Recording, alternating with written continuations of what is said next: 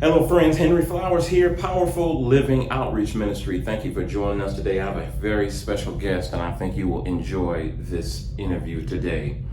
I am here with someone, let's just say, I want to be clear about this. This is not personal, but just his job. The thing he does and has done for years has cost me a lot of trauma in my life and likely you as well, okay? I just remember a certain playoff game a couple of years back when the Lions was facing the Cowboys and there was a catch made on the sideline that should have won the game for the Lions.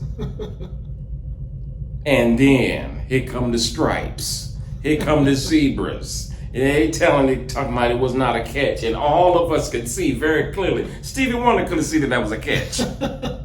And yet, the referees, you should have saw them running off that field, bro. You should have saw the referees running off that field. And so we're going to get into it today and interview my man. We'll just refer to him as Doc on to Powerful Living Ministries. What's up, brother? How are you? Doing great, man. How are you? I'm doing good, man. Yeah, just to be clear, I never did referee professional athletes except for when I refereed soccer. That was my only thing.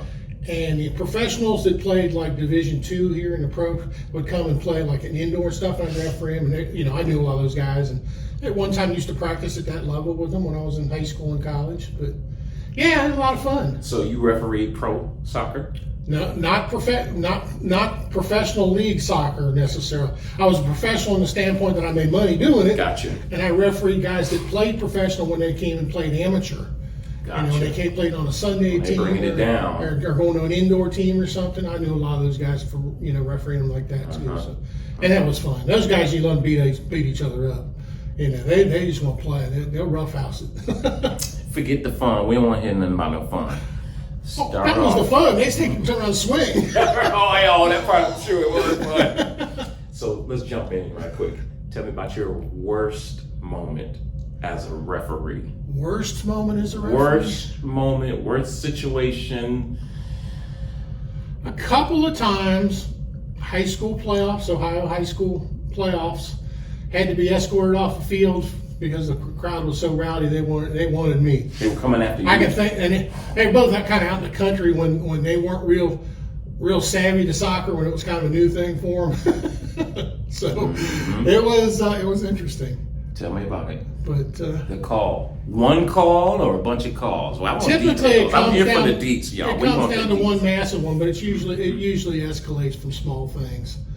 And I referee from the standpoint, I was also a referee instructor and assessor. And I always taught, keep it simple.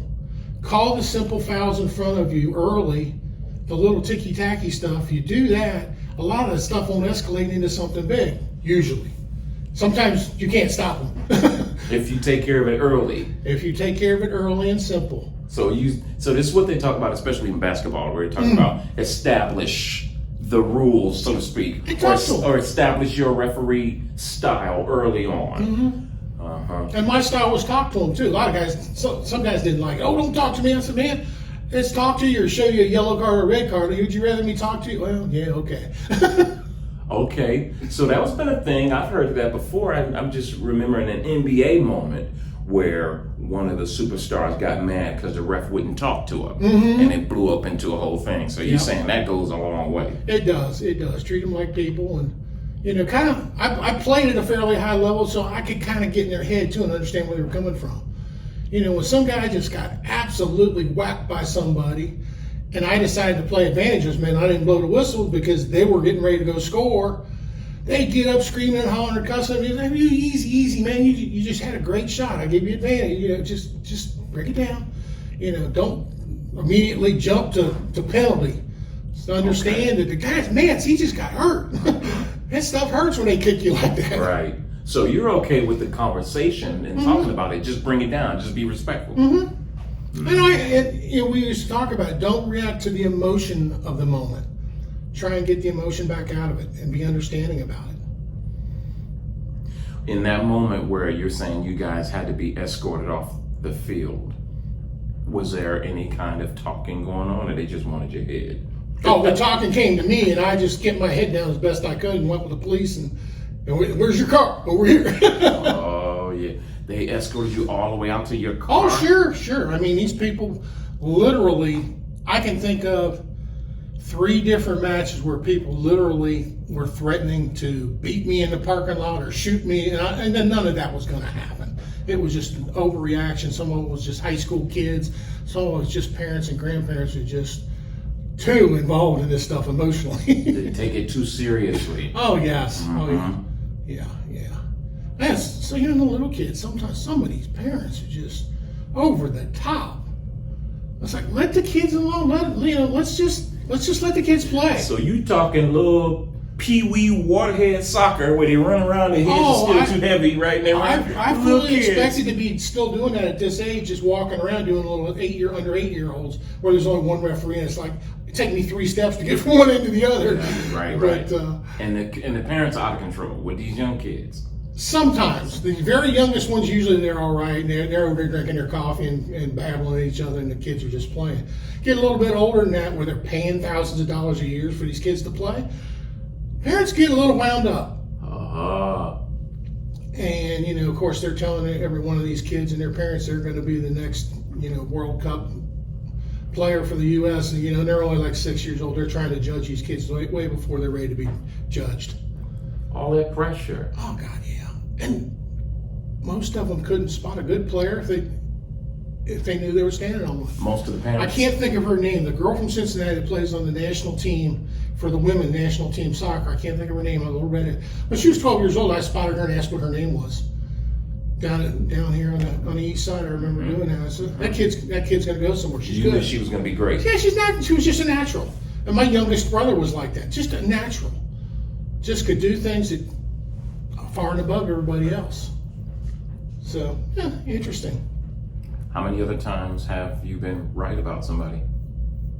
Oh, I don't know. Handful of times, but I mean, not too many people go that far. Mm-hmm. But every parent, you say, every parent thinks their kid's gonna be the next Beckham, right? Yeah. Yeah. They do that to keep the hope up, keep the money coming in. I was friendly with a guy that was a player around here. He played Division II pro ball around here. Probably the first guy to really start in Cincinnati with this pay-to-play club where he was making a living off of it. He makes a heck of a living off of it. Way back when, 25 years ago, he was probably making 6 figures, just taking money from parents for their kids. Training? Now he was training? Training, and he has trainers that he paid and everything, but he developed it into a big business. Because parents want to give their kids every opportunity to try to be great. They do.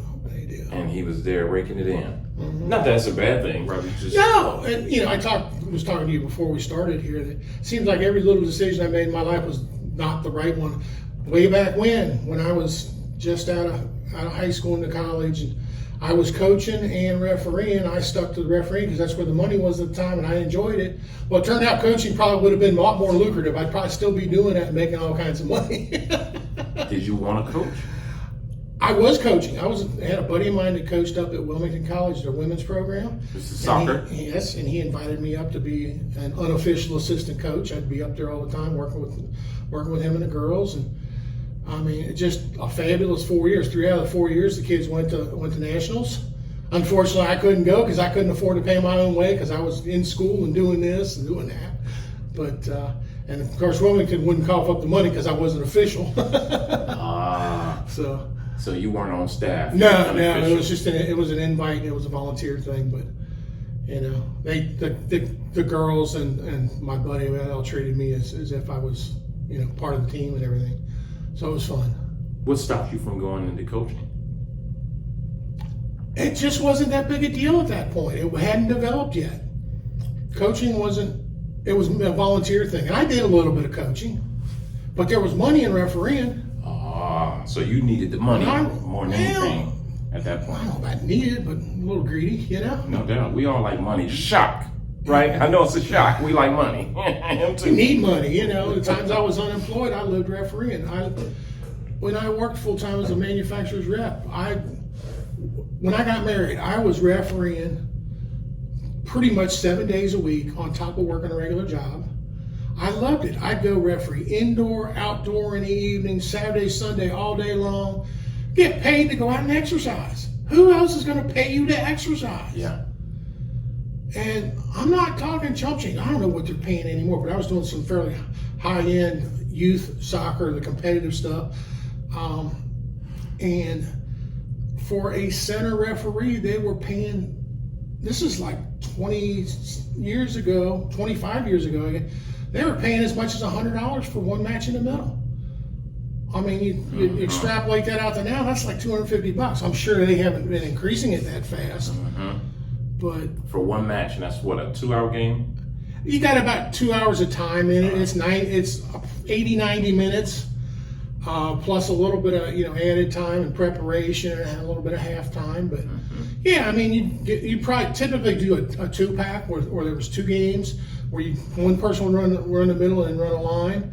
And typically, there's 3 referees, and typically I would be one of the people who would run one of the middles. Every once in a while I get stuck with double lines, but typically not. They typically needed my experience there. Plus I trained, when I was slowing down, I did more training of the referees I worked with too. Okay. Are you still doing that now? No, unfortunately not. COVID was kind of the end of it. I was having back problems and everything. And then when COVID came around, the whole thing just kind of stopped. We weren't doing any training or referee. Everybody, nobody was allowed out. Nobody was allowed around anybody else. COVID has changed the world so drastically, it's scary. That experiment worked. They wanted to see if they could control the world, and they did. Shut the whole world down. And the thing is, COVID was just a flu.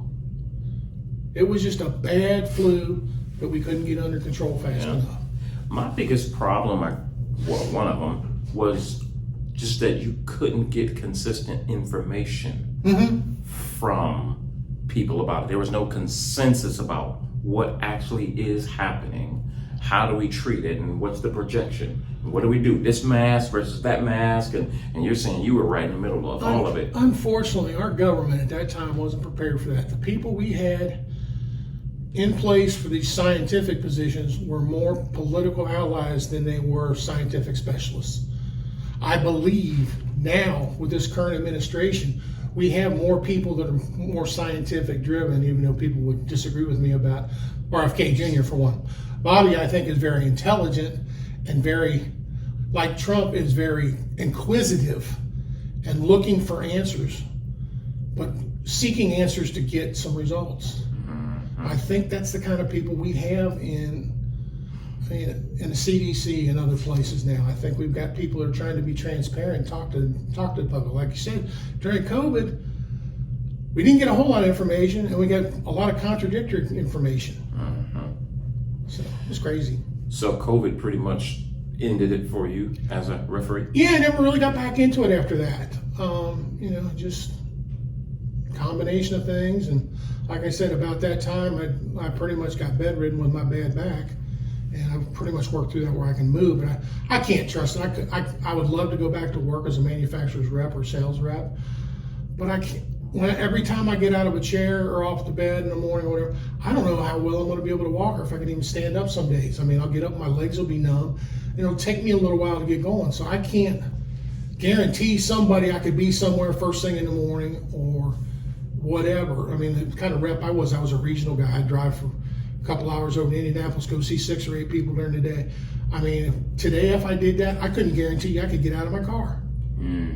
I'm sure I could force myself out, but it's not worth it. Was this an injury you had? It's like an ongoing injury from persistent abuse, basically. As big as I am, pounding the turf. And the thing that's funny is one of my old chiropractors told me, when AstroTurf came out, I used to think it was a great thing. You didn't stumble and fall on that rough ground. He said, actually, that's kind of a bad thing. And it makes sense. He says, your body and your eyes are so in tune that when you see that AstroTurf, you put your foot down and you relax. You don't brace yourself for the jolt, but the jolt hasn't come yet because you got that little soft cushioning before you hit rock bottom. He said it's actually harder on your knees and your back and your joints. I'm like, wow, that makes sense. Oh, so there's a talk now going on about that and how many injuries people have, ligament injuries, Was it the Achilles tendon injuries or people are experiencing? You don't need one. Yeah. I tore my Achilles tendon out when I was 12 years old. Just so happened a doctor in the neighborhood kind of around the corner from us was Dr. Ralph Richter, first orthopedic surgeon for the Bengals. Richter looked at me and said, well, yeah, you tore your Achilles tendon, no doubt. He said, I was only 12 years old. He said, but that operation is like lay your knee open. We don't want to do that on you because you're only 12 years old. They didn't have microsurgery back then. And he said, okay, let's get you in the gym and see how you do. So started lifting and building muscles around that knee and protected it and did just fine. Like I said, I used to practice with Division II professional soccer teams, all week long, and referee at a very high level, very competitive men's in high school and college, and just beat the daylights out of myself. Now I'm paying for it. Arthritis all the way up down my back. I've fallen over backwards a couple of times and cracked my tailbone. That was the other thing that happened right before COVID. I really cracked my tailbone bad that time. Put me in the hospital and said, ain't nothing you can do about it. It's just gonna hurt. So you're running backwards like we see the referees in the NBA trying to keep up with the play. You're running backwards and you fall. Caught the seam in the AstroTurf down at Riverside, down in Newtown. Caught my heel. I was wearing Asics running shoes, which I wore most of the time. Caught that little lip of a heel and the lip of a piece of AstroTurf or artificial turf, and went over on my back. And it was like, ow, that hurt. Got up, got through the day, but you made it through the game. Oh yeah, I finished that game in the middle and turned around, ran another one on the side. I was just getting my day started. So. Wow. But I went up to the hospital after that and had him take an X-ray. I said, I'm pretty sure I cracked my tailbone again. And, oh yeah, you did it good this time. Oh yeah. Now what kind of recovery is that? Because it's your tailbone. Nothing you can do. Wow. That's what I asked him. I said, what can you do? I said, nothing. You're just going to be in pain the rest of your life unless you find a way to make it subside. Hence I'm on all kinds of painkillers for that, and my neuropathy in my feet from diabetes, and went to taking marijuana gummies, THC gummies. Yeah. Which work out great. That works for you. Yeah. You're finding some relief. Finding some relief. You may not realize it right now, but I took one this morning. I got a nice little buzz going right now, but mainly it's just to dull the pain. And how long have you been using the THC? Recreationally, I started in high school. Okay. In college, we were really pretty serious, but we functioned. We used to go out in public. When we were in college, I'd go to my best friend's parents' house out in Anderson Township. And, we'd go out there and do whatever we do, go out and drink with the old man. He was a big Jack Daniels fan. We all were. And, we were partiers. And we'd get stoned as hell, smoke pot. And they say it's so much stronger now than it used to be. Well, the bud itself really isn't if you got good stuff like we did. My buddy had a source, and I won't talk about how it came about, but we got stuff that was top shelf. We go out and play golf when the vineyard opened up on the east side of town. Best new golf course in the U.S. according to Golf Magazine. That hard. We get stoned as hell. We couldn't hardly stand up. We play golf, so we can control ourselves. Yeah. I was like, people would probably have a fit if they saw me out driving around and wondering if I'm stoned or not. It's like, you can't tell, can you? So now now you're using it for pain relief. For pain management, yeah. Was that something that you got informed about through your doctor or some friends? Yeah, How'd that happen? my general practitioner, he's an old soccer buddy of mine. In fact, I've known him since I was in high school. Johnny played for the first professional team here in town, Cincinnati Comets. His dad coached the team. His dad was a surgeon, and at one time he was coroner for Claremont County. He was the oldest practicing surgeon in the Cincinnati area. Really unique man. And John, his son, is super great. He should have retired. He can retire anytime. He's plenty old enough. He's a few years older than I am. But he loves being a doctor. And he's just, he does his PCP stuff. But he said, why don't you try this? Go see this guy. He does, he prescribes marijuana. Go see this guy. I said, we do it. I go see him once a year. And he asked me some questions. I said, no, I said, I understand how to use it and how not to use it. And if I'm in an extreme amount of pain and want to take two or three gummies and stay home, I'll do that. But if I take one, I can function just fine. And nowadays, you don't even need the prescription, right? Because it's legal. You don't need it. There's pluses and minuses to being medical. Number one, you get through the line a lot faster when you're medical. Oh, I see. And it's cheaper. I get like a 30% discount because I'm on a disability thing or whatever. Oh, is that right? Okay. But I'm also on a list where I can't get a concealed carry, which is not a big deal because you don't need one around in these local 3 states anymore. But I don't care anyway. I've got a gun. I've had a gun forever from when I traveled a lot around the country. I know that if you carry a gun, you better darn well be ready to kill somebody if you need to. And that's why I don't carry. I don't want to be in that position. I think that I don't put myself in the worst positions in the world anymore like I had to back then. Stay out of the worst parts of towns wherever I am. I'm very good at verbal judo, talk my way out of just about anything. Okay. Okay, I like that. Verbal judo. And if you want my stuff, here it is. It ain't worth dying for. And you feel like you don't want to take someone else's life over it. I don't think there's a need to. Because I avoid the situations where it could really get that ugly. The big brawl we had down in Cincinnati kind of makes me sad. It happened a few blocks away from a bar we used to go to when I was in my 20s and maybe 30 or so. When I had a really good job, we'd go out drinking every night. This little bar downtown, downstairs. The waitress knew us. When the drink got down to about that much, she'd come and win another one. Just drink all night, cheap and everything. But it's like I can't go down there right now because I don't trust the people down there to behave. There are too many rowdies down there, and it came out like that brawl downtown. A lot of those people were criminals. That's like, okay, they took over that part of town. I can't go there. I'll go somewhere else. You just stay away. Which reminds me, one of our old-time favorite places is closing here this weekend. Allen's Cafe is history. I don't know if you know Allen's Cafe down at Columbia Parkway. Tell me about it. Columbia, Tuscaloosa. It's just a little bar with food, great food. The only place I know for sure you can go get alligator tail as an appetizer. It was the last time my wife and I went there. That's what we got. Just the original owner sold out about a year ago, and the guy that bought it has a pizza joint. I saw the article on it. He says, it's just too much. I can't handle both of them. It's not working out. And let's face it, it's everything going on right now. It's just people don't go out and spend money on drinking and eating like they used to. And COVID did a lot of that. People got away from being out and being social. But such is life. How have you rebounded since COVID?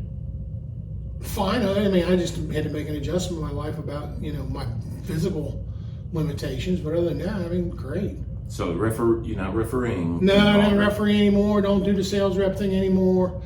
It's kind of funny. I see Trump. And I remember reading this book many years ago, Art of the Deal, and I don't know if people know it or not, but his first deal is what that was about. It was about Swift and Center when he revamped that here in Cincinnati. That was his first project when he was in his 20s, just out of college.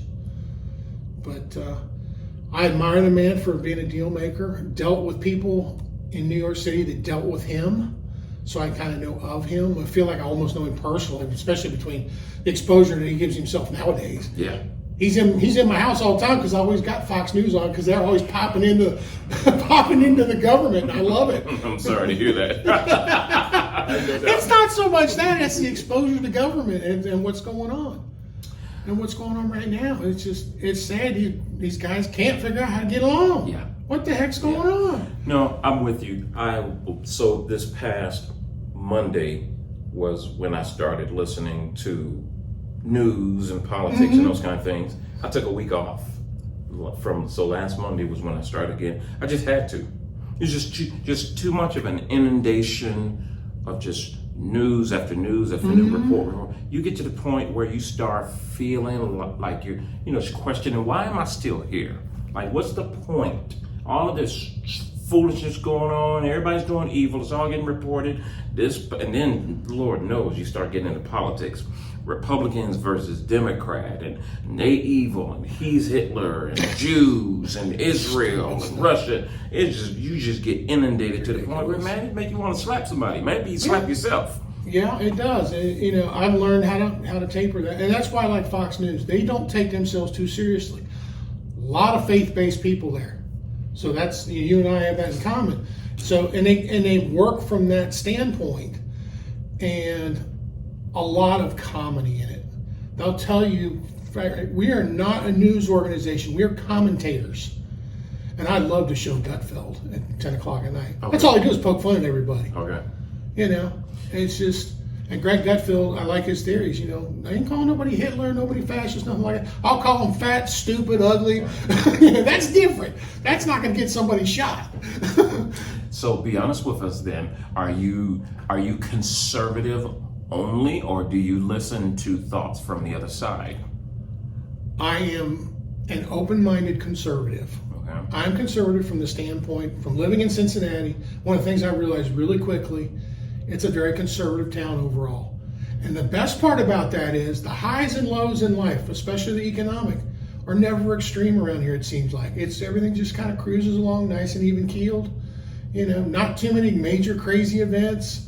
You know, everybody pretty much gets along. Everybody, you know, I can go in any part of town and not feel afraid for my life, except for maybe, you know, 3 or 4 in the morning, and you know, in the worst part of town where kids are playing with guns. And that's just it. They're kids. It's like, damn it, if we could get the guns away from the kids, things would be a lot safer. I agree with you. Not too many adults out shooting each other. Yeah. What do you think the answer to that is politically? Because there's a lot of talk about it, especially, you know, since the shooting of Charlie Kirk, and this other person is shooting what's going on in Chicago, and President Trump is he wants to send in the troops to this place and that place. Yeah. What do you think the answer to this kind of violence is? I'll tell you what my real belief is on this thing, and I'll explain everything. You cannot legislate good behavior. Morality. You can't legislate morality. Speaking of which, here goes a Cincinnati cop. I love the Cincinnati cops. They're pretty cool. We pray for them regularly on a daily basis. But, yeah, I mean, you can't legislate morality. And it goes back to, it's not a political thing. I think it's the breakdown of the family. I think a lot of these kids that are getting in trouble do not have a good, strong father figure or mother figure, or hopefully both, in their life that's keeping them out of trouble. And taking a wooden spoon to their butt when they're little and teaching them to behave. Don't hurt them, but get their attention. Like I heard this guy say a long time ago on a tape. I used to be in Amway several different times, several different years. Guy said, there's something about a child's anatomy, the nerve receptors in their butt goes right to their brain. Funny. He said, you don't hurt them. Don't get me right. We're not looking to hurt anybody, but you want to get their attention. I always thought the coolest thing in the world is when the toddler had the old plastic diaper, had diapers and the plastic pants over the top. You can smack them plastic pants. It sounds like you're killing them, and it scares them. It doesn't hurt them at all. Sometimes that's worth it. I learned that when training dogs as well. I have 5 kids. So how many kids did you raise? I married into 5 stepchildren when I got in, so it was a part-time thing. Kind of stayed out of it because their father was pretty much the bully of the house. Found out eventually that's why my wife divorced him and got away. I'm sure I don't know all the story, but unfortunately it wasn't a good situation. But so you married into 5. So you have no natural children. Nope, didn't, unfortunately. How was that being the stepdad with that situation and the other dads involved? And that can be messy, y'all. It started out okay, and it got ugly and messy, and there was a whole lot of different stuff going on, but he was so used to running the roost and everything, and I just wanted to play by the rules that were set by the court on their divorce, and tried to do that, and by trying to do that, I ended up getting myself in more trouble. I actually ended up in jail one day over all that shit. Really? Yeah. Turned out to be a Father's Day. Oldest daughter, second oldest kid. Came home when she wasn't supposed to come home. She was supposed to be at his house. She was revolting against him. Me and the wife were arguing because he was supposed to have him home already, and he's not because it was Father's Day and he was going to do what he was going to do. And I'm mad and I'm screaming and hollering. And I made the stupid comment, go ahead and call the cops. I ain't doing nothing wrong. Well, the cops had been to our house quite a few times because we were reporting every time my wife's ex wasn't doing his thing. So we were documenting to go back to court. Okay. All the local sheriff's deputies knew us, knew our house, 4 or 5 of them. They all come up in this big deal. Okay, no big deal, Doc. As big as you are, you were going to hurt somebody. They wouldn't be out here walking around down the neighbor's house or whatever. No big deal. Brand new guy. I don't know where he ever came from. sergeant, supervisor comes in, take him. Take him, meaning you. Like, take me to jail. So I go up to, they take me up to a little substation up in Anderson. His replacement for the third shift coming in, they're all laughing about this shit. This guy's in the book. I guess what this guy's going to take his spot in the next shift. So what's he looking at? Oh, he's looking at blowing us up into this mountain, blowing this molehill into a mountain. And he wants to get you for assault and everything. I'm like, what the? Assaulting who? I never touched anybody. Well, turns out my wife did kind of charge me, and I did, trying to keep balance, slapped her on the back. She bruises very easily. There was a handprint on her back. Oh, really? I didn't hit her harder than that. Right. But I was falling over backwards on the bed is what caused that. I remember that after I was told that. You know, technically, yeah. And you were falling is the reason why you hit her? I didn't, yeah, I whacked her trying to hold on. But also before that, I locked her in the basement because she was being unreasonable. She was breaking the rules. We had a rule. I had a rule that she abided by every time before that. When we were fighting, I got pissed off. I went in our bedroom. We had a nice, beautiful house with a little bedroom suite. If I went in there and locked the door, leave me alone. I'm pissed, leave me alone. Okay. She kept barging in, unlocking the door and everything, kept wanting to, push it. And I'm like, I should have known better. I should have went for a ride or something. That's what I do. Well, I don't get mad like that hardly anymore. But if I do get really mad, jump in the van and go for a nice long ride. Get out of there, y'all. That's called flee. Yes. Get out of there. Run. Last time, I think I drove all the way up to Richmond. Or no, where the heck did I go? I went all the way up the river to... Golly, I don't even know where I went. It took about a 3-hour drive. Yeah. Blow it down. Yeah, you drive until you calm down. So how did that end up? How long did you spend in jail? Just a night. Hired a lawyer. Guy says, well, for $1,000, I'll keep you out of jail. Or $10,000, we're going to plead no contest. Or for about $10,000, I'll get you out of jail or get you out of it. He said, but then you're going to need another 10 grand for your wife and a 10 grand for your stepdaughter because that we'd have to get them for filing false police reports. Well, they didn't do that. This guy actually instructed one of the guys that we knew very well to write these reports. He wrote the reports the way he wanted, told my wife she had to sign it. And I'm sure he did the same thing with my stepdaughter. Of course, she wanted every piece of me she could get. Okay. And, just typical 14-year-old little girl, 14. Doesn't know which ends up yet. Just discovering boys. Nah, man. Nah, 14 and not is the best way discovering boys either. So that was a point of contention between us. Like, oh, no. You're not going to be in our little family room playing under the sweater games. You're nowhere near that age. Wow. So you took on a lot. Kids didn't bother me though. It was Dad. Mm-hmm. So you get caught in a threesome like that in the wrong way. I guess phrasing. Wow. And I was stupid enough to take the bait occasionally, Man. But, How long did that marriage last? Still going on. Still married? How long? 26 years now. And how are the kids? Oldest one passed away. He was the one who I was closest with. He was like a very good friend. Wow. He thought of me as more of his dad than his dad, really. Because his dad kind of ignored him. He got into coaching high-end soccer, club soccer. The two oldest girls, or no, not the oldest girl, but the next two girls were involved in soccer, and the other kids just kind of sort of fell by the wayside. And but they don't remember that. They don't talk. I think he's convinced them I'm the devil.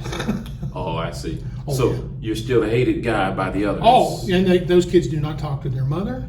The youngest one does. She's got her act together. She's a nurse practitioner over in Lafayette, Indiana, lives in Indianapolis. She's really got her act together. Spent a major lifetime in school getting there, but she's awesome, and she just lets everybody live and let live, and that's kind of the way we try and be. It's like, that's great. That's, everything, live and let live. Mm-hmm. Stuff that happened in the past, let it go. Did y'all hear that? I need you to take a break. We're going to pause right there for a second because I don't want to let that moment slip. Especially for this brother. He's a professing Catholic And those of you who are part of this ministry is Powerful Living Ministries. Many of you are Christians, some of you are Catholic as well. I got a lot of good friends that are Catholic, it's fine. But listen, we just got to understand the power of what we just said. It happened when? All this stuff happened around in the the year past. 2001, yeah. Come on, bro. I mean, forever ago. In the past. Let that stuff go. I mean, it was forever ago, a year or two after it happened. See, this is the problem, too, is that when you won't let the past go, you cause unnecessary strife today over something that should be dead and gone. It happened all of those years ago. But you cause an unnecessary strife today in the lives of people that should be grown, but you ain't grown. Why? Because you can't grow up, because you stuck. You are stuck. Some people are 40 years old, but guess what? Some people are 20 years old 20 times in a row. Yes. You see, because you stuck. I got an ex-wife. Many of you listening to this broadcast got an ex-wife, and it's like, listen, really, you got to be trying to turn the kids against me? Really? I did nothing good as a father. Nothing. Yeah, okay, I beat you behind too much. CPS got involved. You mad? You got counseling? Go get counseling. I got counseling. I was raised by a single mom, raised on the streets of Detroit. You want to compare my childhood to yours? No real need to do that. But I'm just saying, people do the work. Everybody wasn't perfect. Now, there's some things that you can do that's just beyond not being perfect. Now, there's no excuse for some dumb stuff you do. But I'm just saying, when you have moved on from a marriage, just stop it with the kids. You're doing everybody a disservice by turning the kids against one or the other. It's just pride. Kids should never pay for a divorce. That's your divorce between you and your husband. Between you and your wife. Nobody should pay for a divorce. It's a decision. Yeah. Not one that I believe in, being a practicing Catholic, but But when somebody says, I don't love you anymore. Which has probably held our marriage together, because my wife and I have had some really verbal knockdown, drag out fights. Okay. Even to the point of throwing stuff at each other, but knowing we're not going to hit. Throwing something that's going to hit the wall. Throwing stuff in your direction? Yeah. Or taking a pillow and whacking them. So, I mean, it's a little over the top, but it'd take us a couple days. We'd get over it, say, I love you, I'm sorry. Okay. 2 magic words, I'm sorry. Wait, say that again. I'm not familiar. 2 magic words, I'm sorry. Is that English? I don't understand Spanish. Too many people don't understand, I'm sorry. I don't know what Spanish, I should. Right. I used to speak a fair amount of Spanish when I refereed a lot of high-end recreational soccer, because I did a lot of Hispanic Mexican teams. Right Okay. there. So I picked up on a lot of phrases. Yeah, we didn't know that. I'm sorry. Forgot most of them. That's not a popular phrase in any language. I'm sorry. Unfortunately, it's magic, especially when you mean it. Yeah. I think that's the trick too. Is you got to mean it. It's okay to get mad. Just don't do any permanent damage. Wow. And recover. Yeah. Y'all hear that? I hope y'all hear that. This experience over here. 6'5". How old are you? I am now 67. 67 years worth of experience here talking, y'all. This ain't just me running my mouth. Forgive each other. Forgive each other. Move on. Yeah. Yeah, all that bitterness in your heart. And you know, it's funny because, you talk about being Catholic or being Christian. Y'all do know that you cannot say that you have been forgiven of your sins if you holding on to the sins of somebody else. And even so, you can't forgive yourself, which is something you have to do. Yeah. If I kept beating myself, I still struggle with this. Keep beating myself up over the things that I screwed up, the things that I did wrong, the people I hurt, whatever. I'm learning to let it go. But for a while in my life, when had to retire, for disability because of my back problems, I spent too much time thinking about that stuff, and it stressed me out. It's gone now.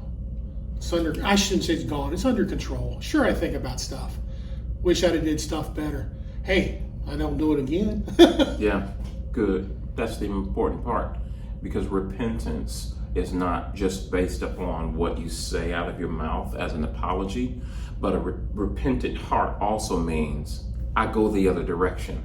I don't do that again. Well, and to go even further, go back and repair the damage you did if you can. Mm-hmm. Unfortunately, I borrowed money from people that I can never repay. Lost wonderful friends. I wish I could fix it, but I screwed up. And the one that breaks my heart the most is I know one of my best friends in college, in high school and college, I borrowed a lot of money from him to buy that house, and we went under. And I've never recovered financially to that point.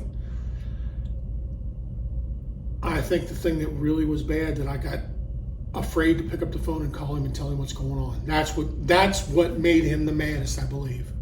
You cut off communication. It wasn't the money. It was the fact that I didn't pick up the phone to say something. Yeah, because you were embarrassed because you couldn't repay him. Very much so.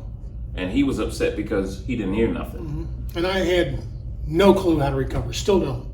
Still would love to repay him with interest, even though it wouldn't make any difference in the friendship. But I just wish. That's the key for our young people in this audience. I got a lot of young followers, especially online as well. Y'all, you need to call people. Call you, starting from your bill collectors. Don't ignore the phone calls. Don't ignore the letters. Talk to them. Most of the time, people will work things out with you if you just let them know. Hey, my electric bill is $400 and it's due tomorrow. I'm just trying to let you know I ain't gonna have it. Can we work something out? Can we do something? And then they take your word and you keep your word. And guess what? They'll give you an extension. They give you grace. And you want me sitting up there in the house trying to figure out how to keep the food from going bad because the lights then got shut off. Now you running around with a bunch of coolers and ice in the coolers. Talk to somebody. Very, very true. Very true. I've been through a situation just like that. I always say, I'm grounded in faith. We talk about being Christian, but it's not just Christian. It's faith in God, however you come about that. As much as I'm terrified by the Islamic extremists, which are not typical Muslims, people. Typical Muslims are very nice, faith-based people. They just happen to call God Allah. Same person, same being. But just go on and just be nice, people, and talk to people. Same thing with the electric bill. I had one I couldn't pay. Pick up the phone. Oh, you just got hit with this $1,400 thing because of the past 2 years we didn't pay. So we're going to allow you to take not only that amount that we overhit you, but the amount that you couldn't pay before. We're going to put that all in a 24-month payment plan, is what we're on now. Geez, just because I picked up the phone and said, I can't help. I need help. Nice. Can you help me? I learned that in sales.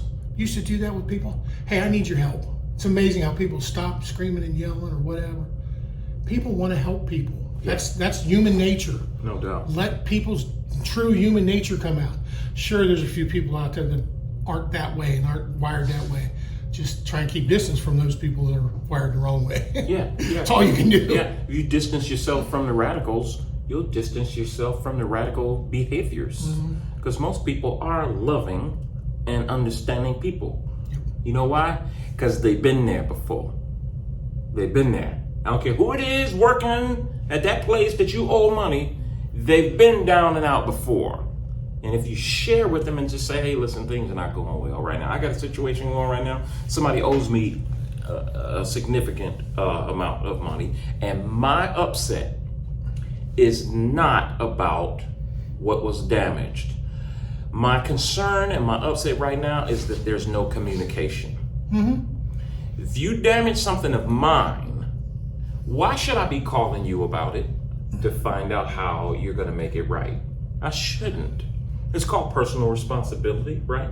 And grown folks own stuff, and you just own the behavior. And I ain't mad. I just want you to own making it right. I shouldn't be having to call you. It's amazing how many people will say, "I don't worry about it. My insurance will take care of it." If you do something like leave a note somewhere, you ding somebody's car, and they call you and you tell them what happened. Oh, don't worry about it. Well, can I pay your deductible at least? No, don't worry about it. I happen to be a young kid, the one I'm thinking about. Somebody about my age. It's like they've done well in life, retired well. Oh, don't worry about it. You're young, trying to make your life, and I got it. I'm comfortable. Don't worry about it. Good. As long as you call them and talk to them. That's called receiving grace. Yes, it is. And when you're talking about people giving grace and them having been there before, that's usually why people will give you grace. I'm thinking of when I was in South Carolina and I was starting up a detailing business. And I got a guy's car from the gym. It was a nice little classic BMW, a little older, so it looked a little different. And just a mile down the road, people stopped short in front of me, and I had my head down because I was trying to turn the radio off, and I couldn't figure out how to turn it off. Right, and then I look up, and everybody stopped. And so I slammed the brakes. Bam! Only really messed up the front grille of the vehicle because I wasn't driving too fast. But it just broke my heart because I didn't have insurance and wasn't bonded and this kind of stuff. I'm just starting off. I don't know how to do this thing. I just like washing cars. I'm just trying to be my own boss and trying take care to of make my a family. living, yeah. I'm trying to make a living. So I contacted the guy and blah, blah, blah, blah, blah. He's obviously disappointed. And what hurt me was that I was in such a way financially where I just wasn't able to do anything. And it hurt me, and the shame, the embarrassment of not being what I represented. I represented being a professional business, and I was trying to be professional. I just didn't have all my ducks in order because a lot of stuff I didn't know. And so the guy's disappointed, I'm disappointed, and I'm more disappointed because I can't pay him back. And I went for a long time and didn't call him. I think, if I remember correctly, this is when I was younger, I was about 25, I think. And I can't remember whether he was trying to get in touch with me or not. And I wouldn't answer the phone, but I'm sure that's possible because that's who I was at that age. But I just remember the last time I saw him. I'm gonna do this without getting emotional, but I get emotional because receiving grace makes me emotional, and it should you.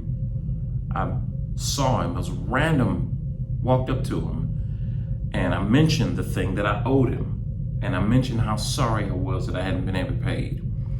He looked at me, and I'll never forget you, John.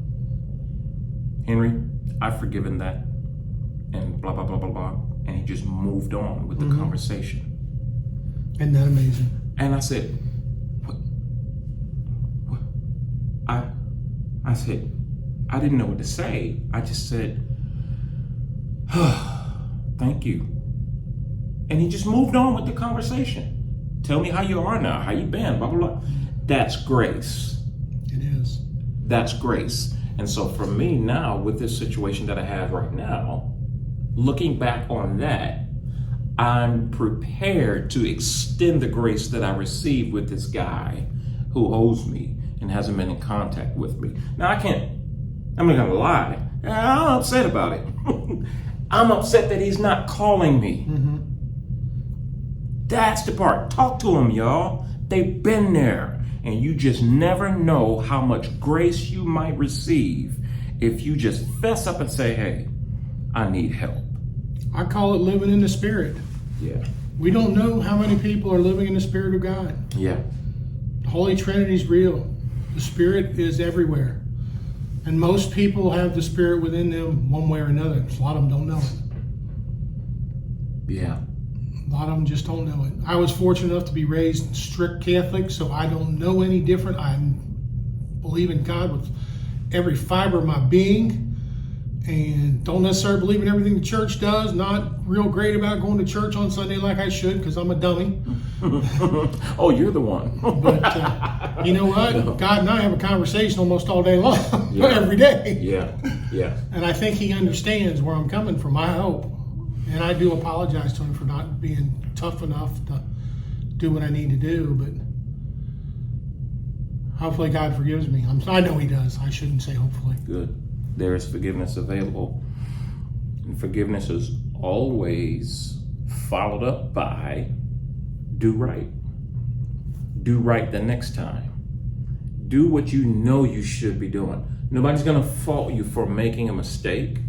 But repentance and confession is about getting it right. And that's Christ. Just get it right. That was a little deeper than I thought we might get. Yeah. No Which doubt. is great. I haven't had a conversation like this in a while. So let's go a little deeper then, if you will. And you've been very transparent. I really appreciate it. To a fault I am. I am that way as well. And I've found many times, and I've heard it from many people, Henry, one of the things that we love about your ministry is how transparent and honest you are with your life. and your personal stories. So let's see how you'll share your personal story, because you said you lost one of the children that you married into. Oh, geez. Tell me about that. Early stages of COVID. DJ, Doug Jr., DJ. It's going to get emotional because he was probably my best friend when he passed. He was in the Air Force, had been doing that gig, had been around a few places in the world and everything. Settled out in Alamogordo, New Mexico, down there at, I forget the name of the Air Force base, but anyway, down there in Alamogordo, New Mexico, in the middle of nowhere. Married a girl that he had met when he was up in Vegas with the Air Force. They came down there, they got married. He was basically forced out of the Air Force when they were trying to shrink it. Used physical fitness things or something to, they worked him out. Ended up taking the same job for a contractor, making 3 times as much money, making almost $100,000 a year. So, what the heck. But anyway, he's typical young male, stubborn. Got sick. Kept fighting it, kept working, coughing, having a hard time. Finally goes to the hospital, it's pneumonia. They start working with that for a while. He ends up back in the hospital, getting worse. They can't deal with it. They send him to Albuquerque Hospital, bigger hospital. They're not doing great with it. They think it was at the very beginning of COVID. I have a suspicion it was COVID. They said it wasn't. It doesn't matter. Because I'm not looking to sue anybody like a lot of those people are and everything. But he ended up going to San Antonio to an even bigger hospital. So from Cincinnati? No, he lived in New Mexico. He hadn't been in Cincinnati for years. Okay. So out of high school, he went in the Air Force, and he'd been around the world and this, that, and the other. Okay. So he was in Mexico. He was 35 when he passed. I mean, and the sickening thing is, he had gotten better. They had literally had him in the last hospital. They had him strapped to a bed, flipped upside down so his lungs would clear. He couldn't breathe on his own. They had him on a respirator for a while. I mean, he was so close to death. And he came through it. Wow. The day that he passed away, he was sitting up in a chair and doing fine. And he had gotten back into bed, started having a coughing fit, had a heart attack and died with his wife there. And the poor thing had to suffer through that and call us. That's awful. Just horrible. And the sad thing is, it was the beginning of COVID. My wife wanted to go down to Texas to go see him in the hospital. His dad got down there. My wife was going there via Chicago. She gets up to Chicago. They closed Texas. She can't go there. She has to spend the night in the terminal and wait for a free flight back home. Oh. So They're shutting everything down. And she didn't get to see him. Oh, no. Thank God we get to see him on video, but yeah. She was on her way to see him and they couldn't. Said, you can go to Texas, they're going to put you in quarantine for 2 weeks to go down there. Did she know he had passed away while she's at No, the he had airport? not passed away yet at that point. Oh. She came home and it was maybe a week later, I think, something like that. So she wouldn't have been able to get there in time anyway. Oh, she would have. She would have. I mean, Well, if they had opened up the airports, yes. Yeah. But you're saying it was a 2-week the lockdown. 2 week wait. I don't know. I don't think so. I don't remember the timing of it. It's just kind of a blur. It's just unbelievable. Wow. Unbelievable. How did you handle the initial news? Oh, I'm terrified. We both broke down and cried and just couldn't believe it. And I mean, still to this day, it's hard. When you think about it, talk about it and everything like that. When his youngest sister comes over, we put his urn away so she doesn't have to see him and deal with it. And there's a whole background story about that. And his brother and sisters don't know we have him, I don't think. I'm sure his father doesn't. And it's part of this ongoing feud. But the thing is, he's in our house with his mother. And honestly, I think he would say the same thing. He and I were best friends. And It just seemed like the right thing to do. Not to hurt anybody, it just seemed like the right thing to do. And that's what we were asked to do eventually. I mean, we didn't receive his ashes right away. His wife had him for quite a while, and she just couldn't deal with it. And thank God she's moved on, and she's had a child, and hopefully having a great life. Okay. She just had a birthday the other day. Did he have any children? No, they did not have children yet. They were fixing to get ready, if you know what I mean, for down south. Yes, sir. They were going to try and come back to Cincinnati and build an Amway business with us, and he was going to try to find a job somewhere around here or something. Wow. And that was about the time everything came apart. How did his death, how did it change you?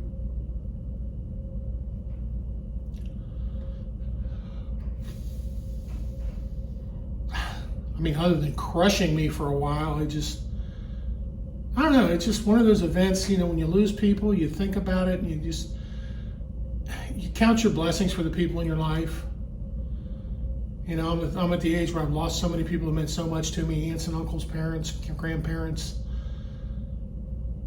Someone before I really got to know them, my grandparents, and you learn to appreciate them. And you thank God for what you did, and you know they're in heaven, and because they're basically good people. And to me, it's a spiritual event that calms my soul. Death is part of life. They're not dead. Their spirit has moved on.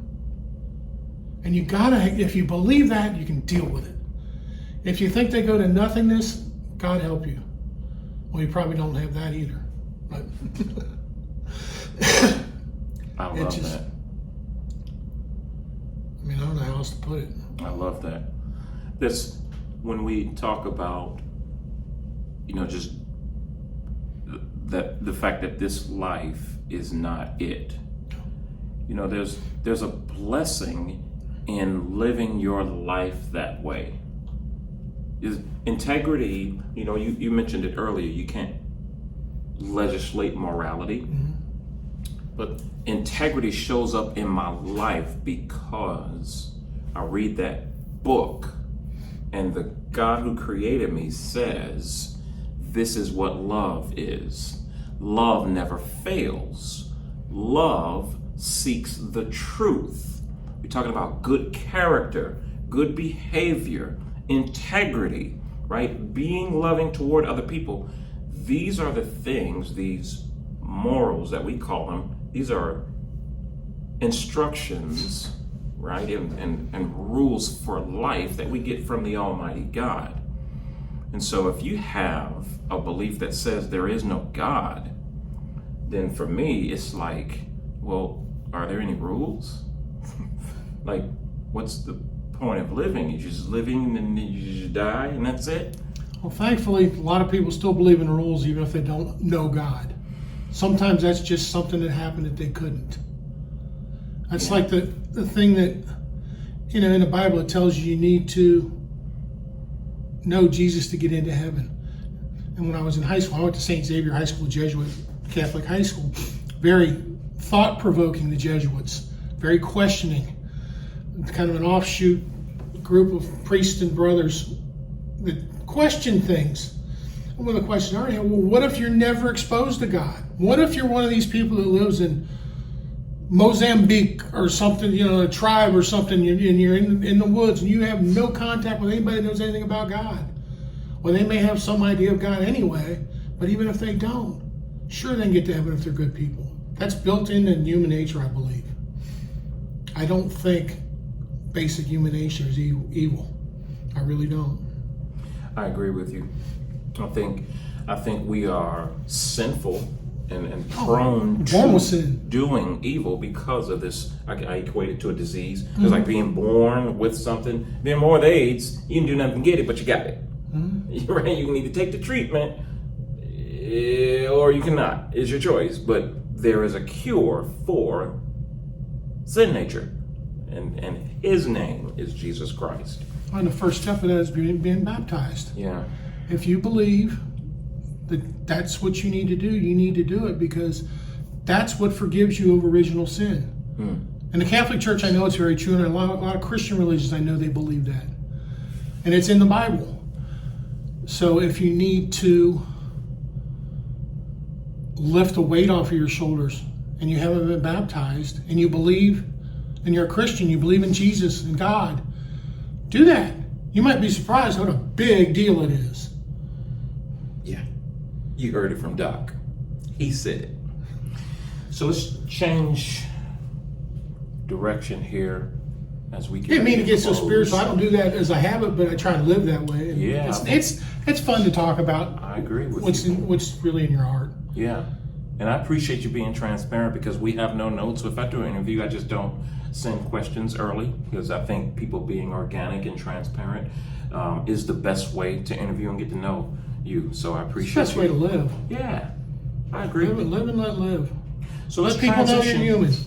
Let's transition from the one who was your best friend, who's passed away, and you said he was 20. You said 30? 35. 35. Wow, that's too young to die. Prime of life. Wow. Now, you and I have something in common then, because like me, you said you married into children with special needs. Now, actually, my stepchildren don't have special needs, and I have two younger brothers that are, what's the term we use now? I used to say it was retarded, but yeah, we definitely don't use that term anymore. You know, for folks some, get upset with you, but yeah, which is special needs, autism. They have a learning disability. Learning disability. They are toddlers in men's bodies.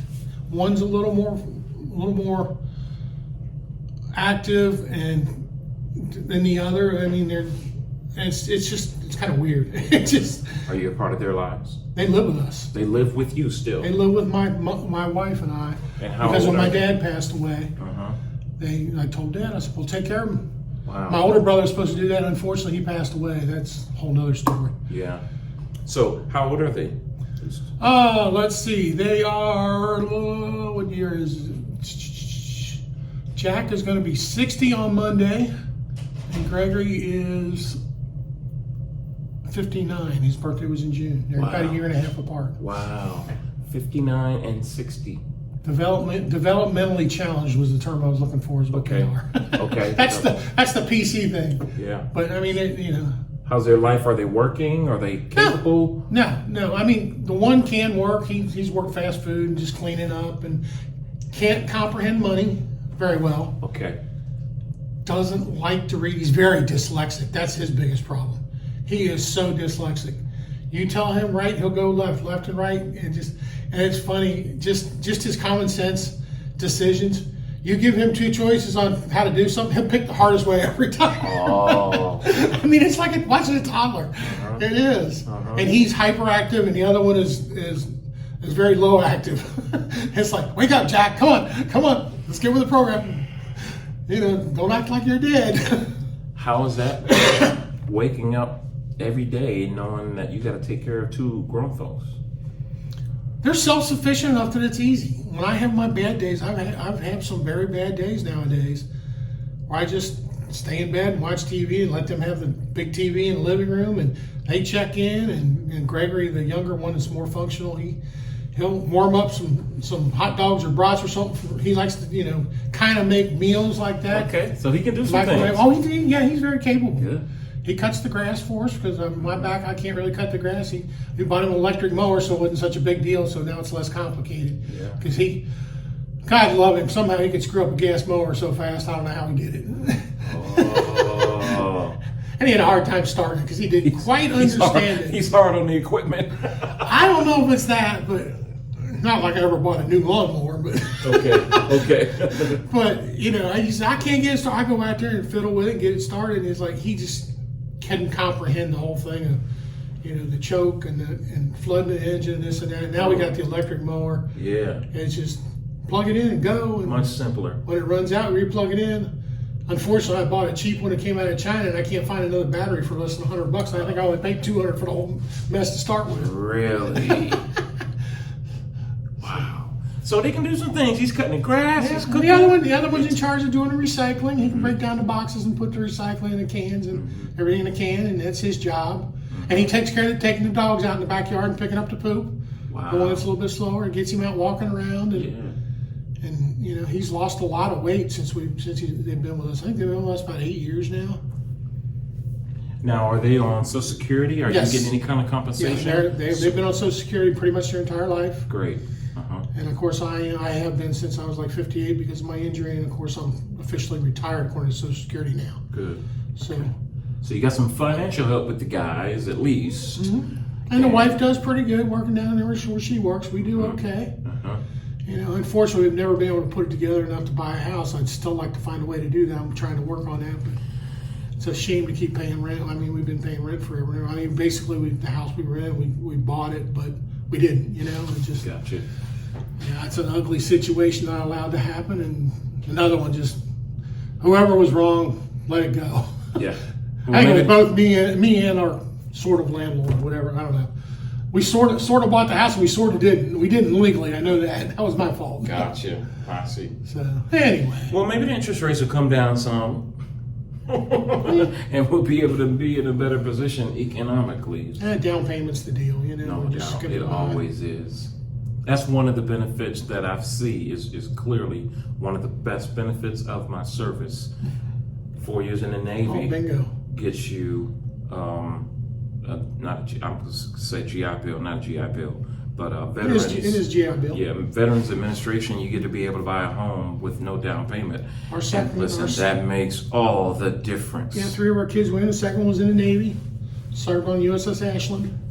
Okay, so you got some military. We did the folks. Tiger Cruise with him. Yeah, Tiger Cruise. Before I turned into the devil. Yeah, oh, that's before you got grew horns. That's when Dad was doing strictly soccer with the girls. Yeah. He couldn't be bothered to go down to Norfolk, Virginia to see his boy, even though one of the girls is his twin. Wow. And that kid to this day hates my guts. I was the one that showed up for him. He damn near got thrown out of high school for smoking pot on a band trip. Me and my wife are the ones in there with the school people, not his dad. I look back at this and it's like, it puzzles me. It's like, how can you think it was all? I wish you felt better about your childhood. Nah, yeah. How did you get to the point where you got this hate coming out of your childhood? Right. You had a good childhood. There's a little rough spots here and there, but So he hates you for it. He blames you for it. yeah. Mm-hmm. That's tough. Yeah, his dad, for some reason, something deemed me the psycho killer. I think what it was, in fact, I'm almost sure it is. We had lots of kittens running around the house. We had that big house. One of the kittens, I could tell it was off. It walked funny, like it had brain injury or something. And I went to pick it up to put it by its mom to feed, and the son of a gun turned around and bit me in the webbing between my thumb and my forefingers, and I couldn't get it off of me. Could not. It was this hand. Could not get it off of me. Looked out on the deck. There's a trash can that filled up with rainwater. I'm like, all right, God, you just showed me. I had to drown the kitten to get him off of me. Couldn't get the sucker unlatched.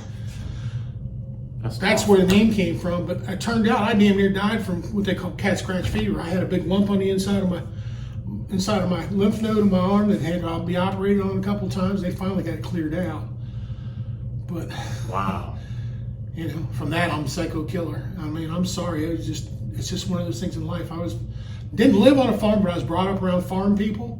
Understood about animals being needed to be put down on occasion. Mm-hmm. And unfortunately, that poor kitten was not. That kitten was probably rabid, but I don't know. And you had to get medical attention. Oh, this went on for a year and a half, 2 years. Wow. Trying to take care of this lymph node problem. Luckily, I stayed on top of it because it probably could have killed me. If that poison would have got out of that lymph node into my heart, it would have killed me. Crazy stuff, huh? When it comes to the upset that children have about their past, I'm just very clear on this. I'm never going to tell someone what to think about their childhood. I'm never going to do that. You get to have your own opinion of what kind of childhood you have. Oh, yes. Or you had, right? But the thing is, for me, is that a couple of things. You don't get to cause me to feel bad about myself as my child because you didn't like some of the things that I did as a dad. If I know that all those things that I did that you say you hated, all those things that I did were efforts to do the right thing, then I'm good with God. You can hold on to those things and you get to be bitter with me about it. But at some point, how long you gonna hold on to bitterness? How long? You grown.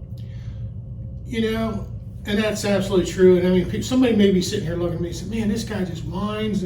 I'm over it. I talk like this because if I can get through this stupidity, you guys can get through it anymore.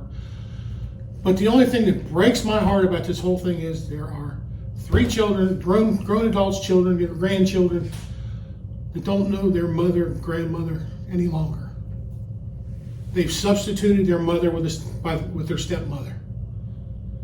And God, that's great. They have a great relationship with their stepmother. But God says, honor thy father and mother. They need to have a relationship with their mother that needs to be respectful. That's all there is to it. I don't care. Hate my guts. I'll go away. You go be with your mother and just sit down and break bread with her. Make peace for your soul. Honor thy father and mother. And these kids were raised Catholic, somewhat Christian. Their dad walked away from the Catholic faith, and that's a whole nother story. Yeah. But you know how us Catholics are. There's only one and only. That's right. That is true. We're a little stupid that way, maybe. No. It's just the way it is. Well, you know, it's like I tell people. I said, you know, the one thing about that is, you know who the first pope was? Who's that? Peter the Apostle. And they follow. You can follow that lineage all the way down to the Pope nowadays. Make of it what you will. Yeah. You can walk away from the faith, but that does not make the faith go away. Right. There's all kinds of faith. Yeah. Faith is not church. Church is mostly man-made. Many churches are man-made. I tease people about being baby Christians because they didn't learn until later in life, you know, and that's fine. And they come out telling you all this stuff. Yeah, okay.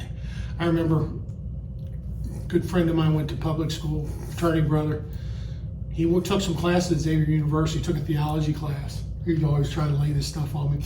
I'd argue the other side to him all the time because I learned how to do that in high school. Because I went to St. Xavier, which is another Jesuit, and my dad went to St. XU, majored in theology, and so he did 3 out of 4 years in high school and 4 out of 5 in college and seminary. Wow. Yeah, so that was the kind of education. And he used to drive me nuts. I'd argue either side to him. It's like, dude, I was taught how to debate. Yeah. I'm not that I believe this, but I'll argue you right in the corner. And he couldn't get out of the corner. Oh, it's like, dude, you're just getting started, man. You're what I call a baby Christian. You're just now figuring out this theology stuff. This is the stuff I learned as a little kid. You know, this is ingrained in me. It just, you know, the Catholic school system not being as strong as it used to be is part of the downfall of this country. And just the school system in general. We've taken God out of the public schools, which is the worst thing in the world. He's coming back. And I'm with you as well that we've taken God out of the family. Yes. Too much harm has been done to the nuclear family. I agree. And we are paying the price for it. But it's getting better. I mean, this weird thing that happened with Charlie Kirk and his movement and his assassination. I really didn't know much about him until they killed him. God, what a neat movement. I am so glad that they started this. We have young people in their 20s and 30s that got their act together again. I mean, as stupid as I was in my 20s, running around drinking and carrying on and everything, I still had God in my heart, still was brought up right. Yeah, was I stupid, did some stuff I probably shouldn't have done? And yeah, but never really harmed anybody. Helped a lot of people, I hope. Tried to. But, you know, it just, y'all just gotta let it go. I hope you hear me today, y'all. It's been good. I appreciate you. I didn't mean to get up here and preach. You'd think I was a preacher. Sounds good to me, as long as you're preaching the truth. Yeah. Thank you, Doc. How about some last words for my powerful living partners? You know, being brought up the way I am, there's only one way to finish something like this. In the name of the Father, and the Son, and the Holy Spirit. Our Father, who art in heaven, hallowed be thy name. Thy kingdom come, thy will be done, on earth as is in heaven. Give us this day our daily bread, and forgive us our trespasses, as we forgive those who trespass against us. And lead us not into temptation, but deliver us from evil. Amen. Amen and amen. Signing off for Doc, Henry Flowers, Powerful Living Outreach Ministries. You already know it. I ain't going nowhere. I'm coming back.